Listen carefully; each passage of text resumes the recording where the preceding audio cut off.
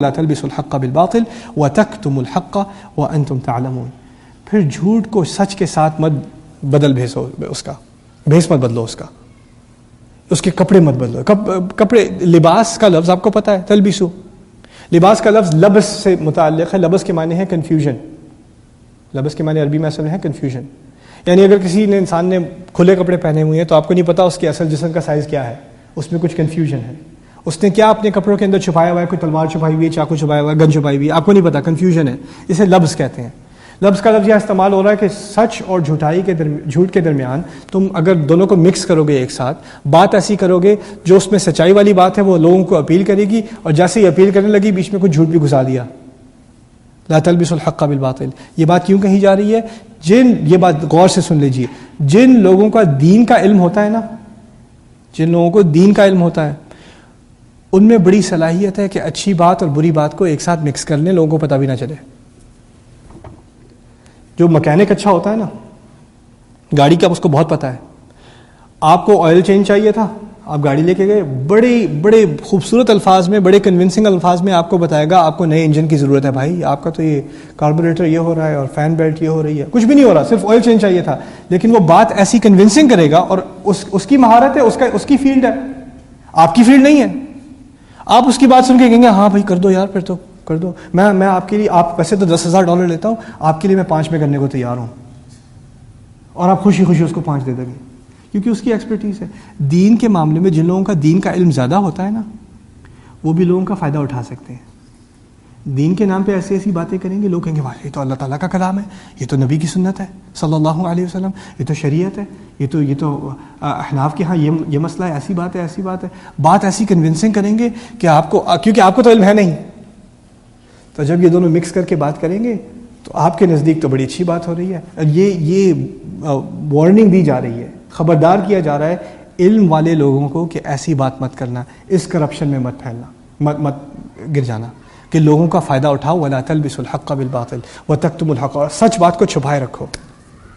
ایک سچی بات جو چھپائی ہوئی ہے اس پاکستان میں، بتا دوں آپ کو، میرا دل اس سے دکھتا ہے ذرا، تو میں آپ کو بتا دیتا ہوں. رسول اللہ صلی اللہ علیہ وسلم کے زمانے میں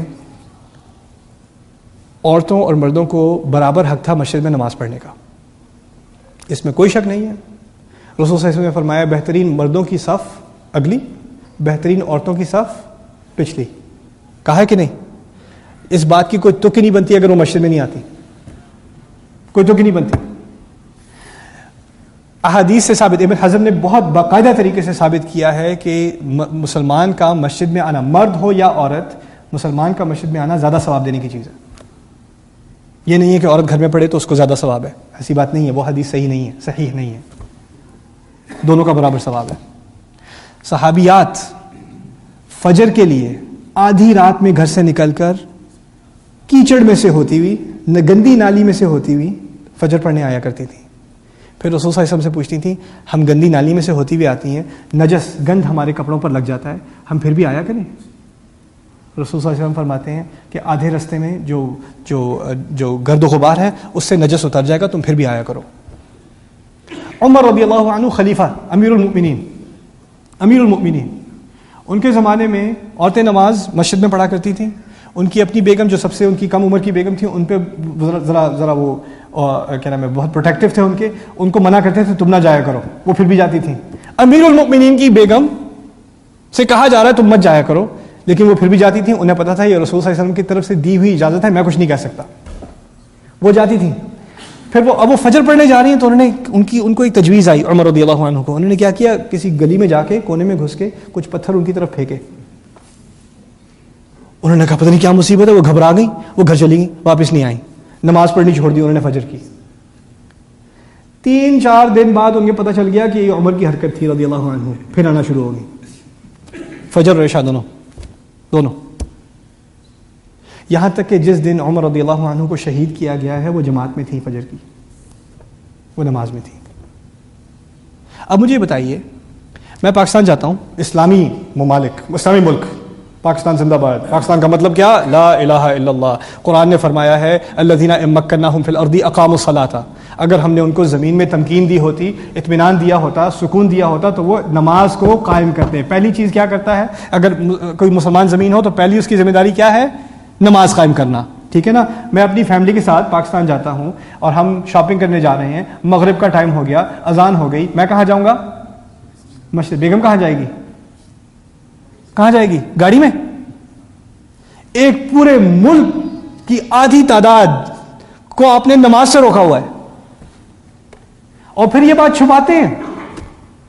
لوگ سننے کو تیار نہیں ہیں, لوگ سننے کو تیار نہیں ہیں. انتم اعلم ام اللہ ومن اظلم ممن كتم شهادة عنده من الله وما الله بغافل عما تعمل. اور یہ بات میں نے کی کھل کر. ایک دفعہ میرے ساتھ عالم بیٹھے ہوئے تھے, میں نے یہ کھل کر بات کی. مجھے شرم نہیں آتی بات کرنے میں, جو لا نخاف فی اللہ لومۃ لائم. نہیں مولانا بیٹھے ہوئے, ان کو برا لگے گا. میں نے تو کھل کے بات کہہ دی جو تھی, اور پھر میں انتظار میں تھا کہ سر بعد میں کیا کہیں گے. آئے میرے پاس, بات آپ کی ٹھیک ہے, میں بھی مانتا ہوں. اچھا آپ بھی مانتے ہیں؟ آپ کہتے کیوں نہیں؟ آپ مانتے تو ہیں, بڑی خوشی کی بات ہے کہ آپ مانتے ہیں, کہہ بھی دیں پھر. لوگ تیار نہیں ہیں. دیکھو ذرا, اب اگر ہمارے علماء ہماری پبلک کے بارے میں کہیں لوگ تیار نہیں ہیں, تو پھر کون رہ گیا؟ یہ خدا کا دین ہے, یہ امانت ہے. اللہ تعالیٰ ہمیں, ہمارے علماء کو, ہمارے اساتذہ کو اس دین کو پھیلانے کی ہمت دے, اور ہماری سوسائٹی کو اس دین کی اصل سمجھ دے, جو اس دین کی اساس ہی کیا ہے, اس کی بنیاد کیا ہے. جب نماز جیسی دس انسٹیٹیوشن, نماز کا ٹائم ہو گیا تو مجھے رکنا چاہیے. یہ کوئی چھوٹی چیز نہیں ہے, یہ بہت بڑی ذمہ داری ہے. اللہ تعالیٰ ہمیں اس ذمہ داری کو پورا کرنے کی توفیق دے. بارک اللہ لی و لکم. السلام علیکم و رحمۃ اللہ وبرکاتہ.